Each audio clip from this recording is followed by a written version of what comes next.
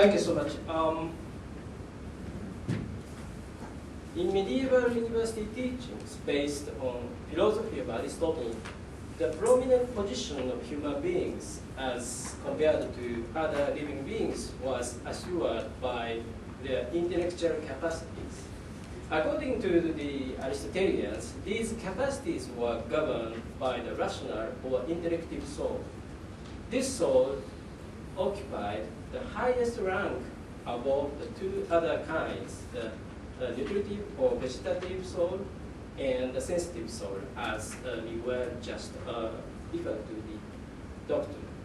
The intellect, nous in Greek, and rational soul were often used synonymously, although the intellect could be taken only as a main faculty of the rational soul.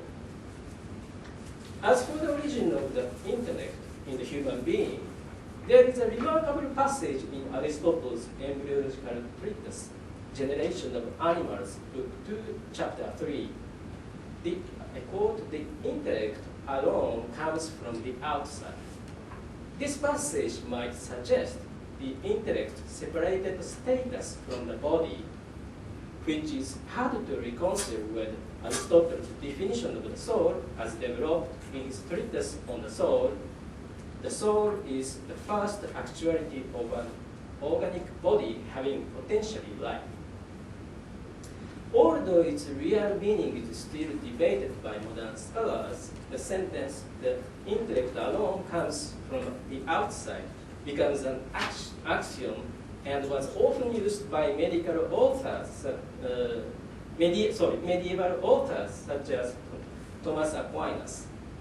It continued to be widely used by Renaissance physicians, philosophers, and theologians to affirm the intellect's external origin and its insertion into the organic body of the human being. It also offered an aid in defending the privileged ontological status of the rational soul in line with the Christian doctrine of the human soul's immortality. In this paper, I would like to treat the question of the origin of the soul and the intellect in human and animal generation as it appeared in Renaissance medical debate. How did this issue affect the traditional boundary established between human beings and animals? How was the attitude of new theologians toward Aristotle's axiom, "the intellect alone comes from the outside," in this context? Let us begin with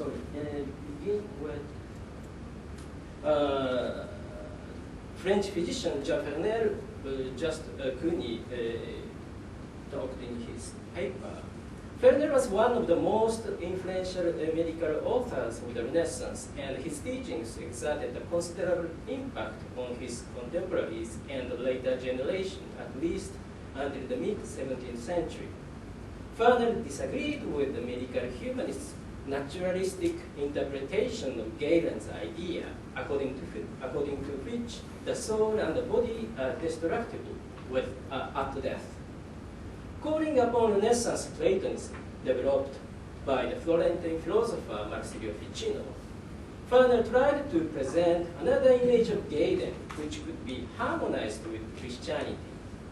The chief fruit of his endeavor was the dialogue on the hidden causes of things, published in Paris, 1548. There he took pain to explain that the soul is something celestial, lying beyond the realm of the four elements and indestructible. In other words, the soul must be immortal. But how can the immortal soul reside in a perishable body? For Fernel, the soul does not perish despite its attachment to the body by a certain union called the chain of bonds, vinculum nexus. It is not the soul, but only this chain that can be damaged. Fernel identifies these bonds with the vapor-like corporeal substances, which were traditionally called spiritus. When an extreme defect of body causes these bones to perish, the soul, being set free, abandons the body.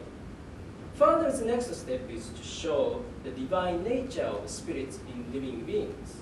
To this end, he classifies spirits into three categories: the spirit of God, the spirit of nature, and the spirits in natural beings.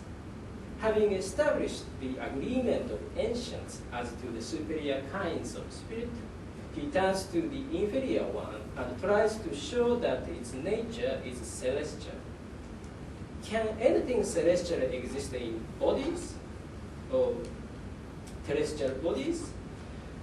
Further answers that many people made an error precisely here by claiming that anything celestial is external to the body. For him, living beings at death must lose the cause of their functions of life. It is not the soul, but only the heat of the spirit that is extinguished. Thus, the heat of the spirit must bear a super-elemental nature as the author of life in the body of living beings. What is important in this discussion is the following point. Even if human beings and animals are clearly distinguished in their ontological hierarchy, Fernel did not impose a sharp boundary on their generation. This strategy diminished the importance of Aristotle's axiom, the intellect alone comes from the outside, and explains why it is not featured in his work.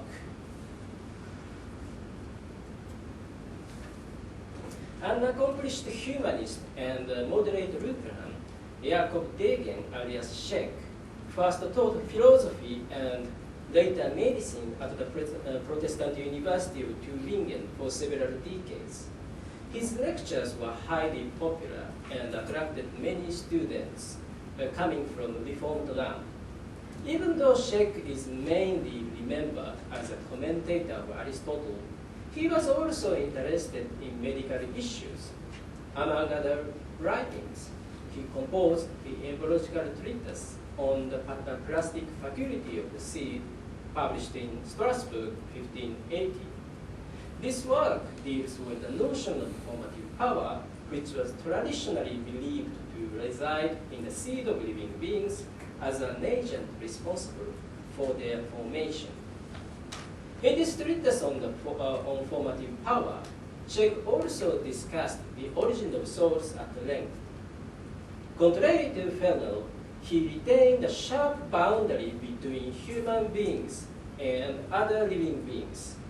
Let us examine the main line of his argument and extract the reason for his position.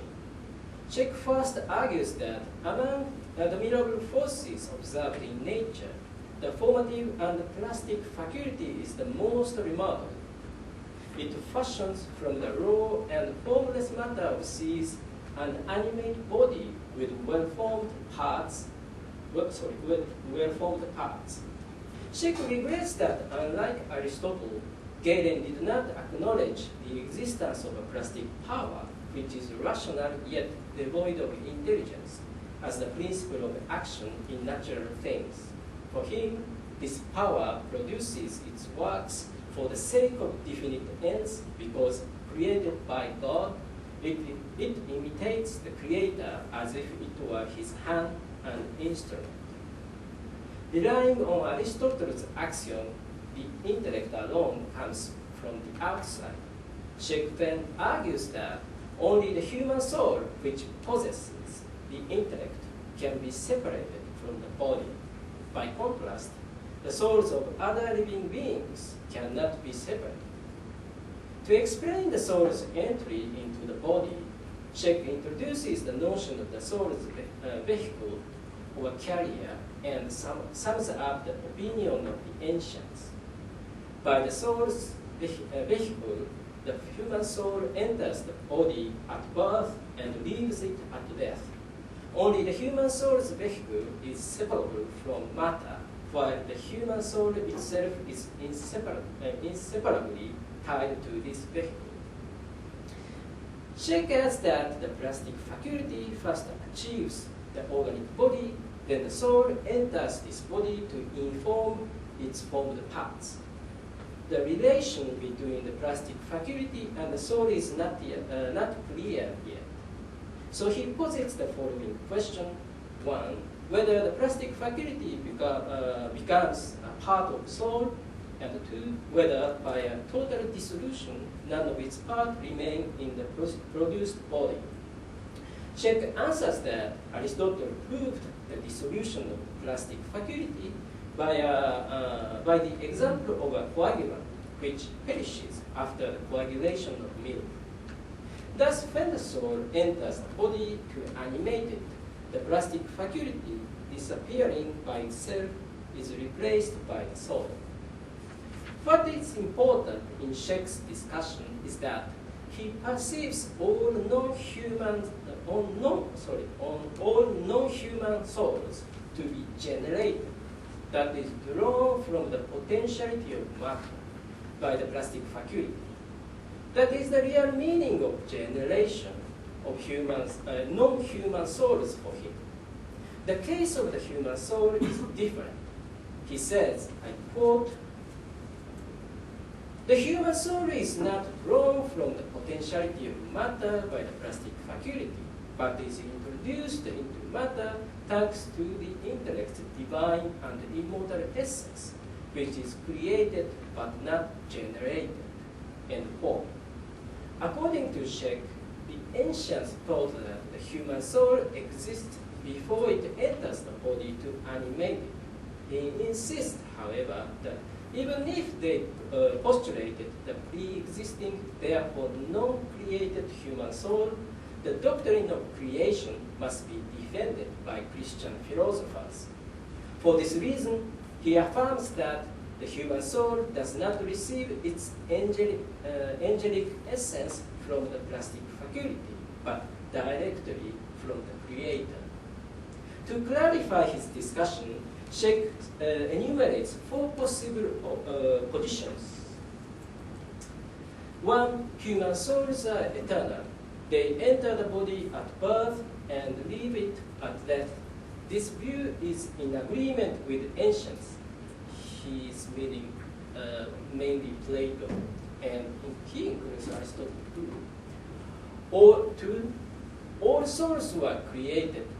All souls were created at once during the creation of the world, although each of them enters its specific body at the precise moment. 3. As the products of nature, souls are continuously drawn out from the potentiality of matter by the plastic faculty. 4. Each soul originates by God's creative power at the moment the body is formed by the plastic faculty. Shek chooses the last option, especially denying that the human soul is drawn from the potentiality of matter. Citing the authority of the Bible, he argues that God forms non-human creatures by using the plastic faculty in the seed. For human beings, God simultaneously creates the soul by himself and forms the organic body by means of this plastic power. For Shek, God is the creator of angels, whereas the human soul, which shares the angelic essence, is created as the breathed spiracle of the creator and is not produced by the plastic power of nature. For him, the everyday creation of the human soul is the ultimate and supreme action of the Creator. It is true that God attributed the primary task of forming the body to the plastic power of nature. But God does not cease to create human souls every day in order to show that the human being is not a product of nature, but the offspring of God. This human-centered theology is not worthy. Shek concludes, I quote, "I believe that if philosophers had known the Creator God, they would have agreed with us and would not have said that human souls are contained in the seed before they inform human bodies. In fact, denying the Creator God, or rather being ignorant of Him, they were forced to conclude that the human soul and its body are generated by the seed's rational principle at the same time, and that the human soul is not introduced from the outside, but is drawn from the potentiality of matter. End quote. For Sheikh, the plastic faculty generates all non-human souls, while the human soul endowed with angelic essence has only God as its author. Indeed, the human soul, or more precisely, its angelic intellect, cannot be generated through seminal propagation, since it is something born before progenesis, before nature. It was necessarily created by the Creator God who preceded it. Now let us conclude the discussion. Against the naturalistic interpretation of Galen's conception of the soul, which was becoming popular among his contemporary physicians, Farnell advocated the celestial origin of souls. He emphasized this thesis not only for the human soul, but also for any kind of soul. His motivation was to defend the immortality of the human soul in line with Christianity. Paradoxically, the gap between human beings and other living beings became less evident in his embryological discussion around the origin of intellect. Aristotle's axiom, the intellect alone comes from the outside, was consequently not featured in his discussion. Sheikh, by contrast, placed the immediate origin of human souls in God and formulated his theory of the everyday creation of human souls by God. Aristotle's axiom, the intellect alone comes from the outside, was so fundamental to his reasoning that the traditional gap between human beings and animals was strictly retained in his system.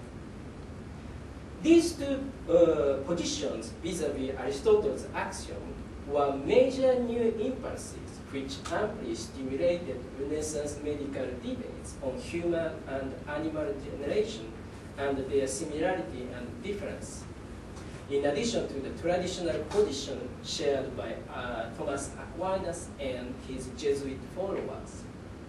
It is then interesting to refer to the reaction of Daniel Sennett, who was a professor of medicine at the University of Wittenberg, the cradle of Lutheranism.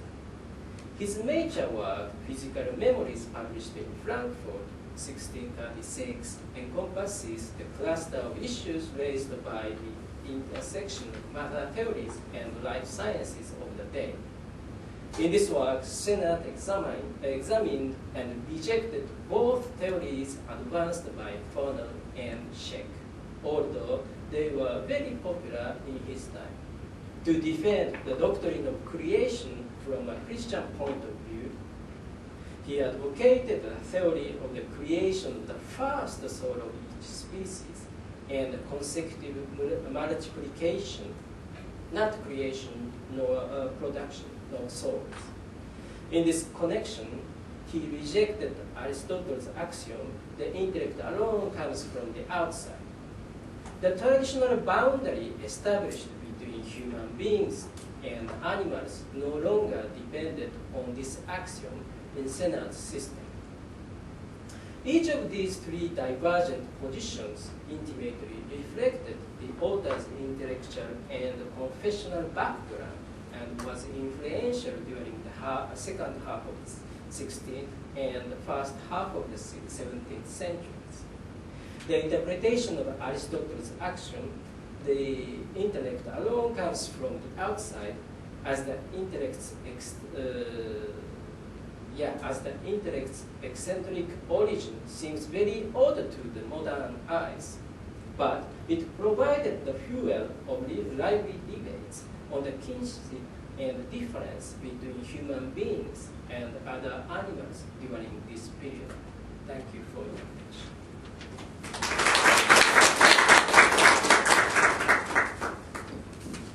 very much for your presentation. I would like to ask if anyone has questions or